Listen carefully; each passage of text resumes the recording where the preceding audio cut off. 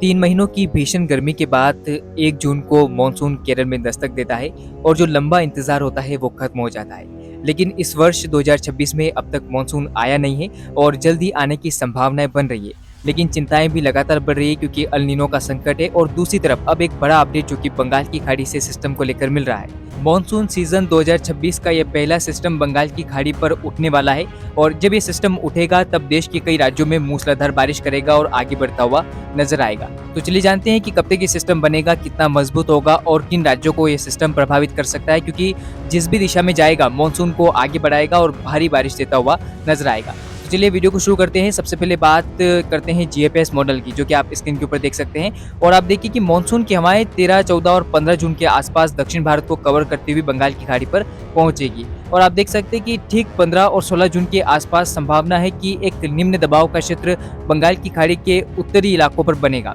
उत्तर पश्चिम पर यह बनता हुआ सिस्टम आप देखिए लगातार उत्तर पश्चिम दिशा में आगे बढ़ेगा और फिर संभावना है कि उड़ीसा के तटीय इलाकों के पास ये सिस्टम आगे बढ़ता हुआ आपको नजर आ सकता है। फिलहाल संभावना ये है कि भारत के अंदरूनी क्षेत्रों में सिस्टम आगे बढ़ेगा, जिससे व्यापक बारिश का प्रहार और मानसून के आगमन के लिए परिस्थितियां देश के कई राज्यों में आपको बनती हुई नजर आएगी। अब बात बारिश की करते हैं कि बारिश ये सिस्टम किस तरह की दे सकता है और कब तक ये बारिश का सिलसिला देश में जारी रहेगा। तो आप स्क्रीन पर जीएफएस मॉडल देख सकते हैं, जो कि इंडिकेट कर रहे हैं कि 14 और 15 जून के आसपास ये सिस्टम उत्तरी बंगाल की खाड़ी के भागों के ऊपर बना रहेगा और उड़ीसा के तटीय इलाकों के पास विकसित होगा। तो ये सिस्टम जब आगे बढ़ेगा तो 15 जून से देश के कई इलाकों में व्यापक बारिश का प्रहार देखने को मिल सकता है। पूर्वोत्तर भारत, पूर्वी भारत में जमकर बादल बरसेंगे और इसके अलावा ये सिस्टम मध्य भारत में आगे बढ़ेगा तो संभावना है कि 14, 15 और 16 जून के बीच में उड़ीसा और पश्चिम बंगाल के कई इलाकों में व्यापक बारिश हो सकती है। फिर 15, 16 और 17 जून के बीच में संभावना है कि पूर्वी मध्य प्रदेश, छत्तीसगढ़ और पश्चिमी मध्य प्रदेश समेत पूर्वी राजस्थान और महाराष्ट्र के उत्तरी इलाकों में व्यापक बारिश आपको देखने को मिल सकती है। हालांकि इस दौरान संभावना है कि मानसून का आगमन मध्य प्रदेश के भागों पर देखने को मिल सकता है, यानी कि 15 जून से लेकर 18 जून के बीच में मानसून कभी भी दस्तक मध्य प्रदेश पर दे सकता है अगर ऐसी परिस्थितियां बनती है। इसके अलावा आप देख सकते हैं कि मानसून का आगमन इस सिस्टम के चलते छत्तीसगढ़, उड़ीसा, इसके अलावा पश्चिम बंगाल, बिहार, झारखंड और पूर्वोत्तर भारत तक हो सकता है।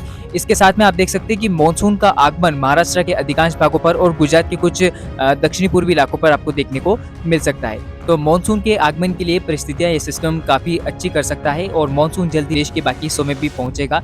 फिलहाल आपको बता दूं कि ये सिस्टम जब मध्य भारत की ओर से गुजरेगा तो राजस्थान तक काफी अच्छी बारिश दे सकता है। और जो सुपर अल नीनो की बात कही जा रही है, क्या ये वाकई में सच है कि सुपर अल नीनो आने वाला है और काफी सूखा देश में पड़ेगा?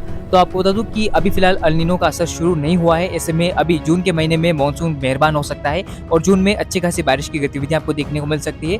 हालांकि जुलाई, अगस्त और सितंबर में मानसून के कमजोर पड़ने की संभावना है और अल नीनो के उभरने की भी स्थिति नजर आ रही है। हालांकि कोई सुपर अल नीनो नहीं होता है, स्ट्रॉन्ग अल नीनो जरूर बनने की संभावना कुछ परिस्थितियों के आधार पर नजर आ रही है। तो फिलहाल की इस वीडियो में इतना ही। धन्यवाद।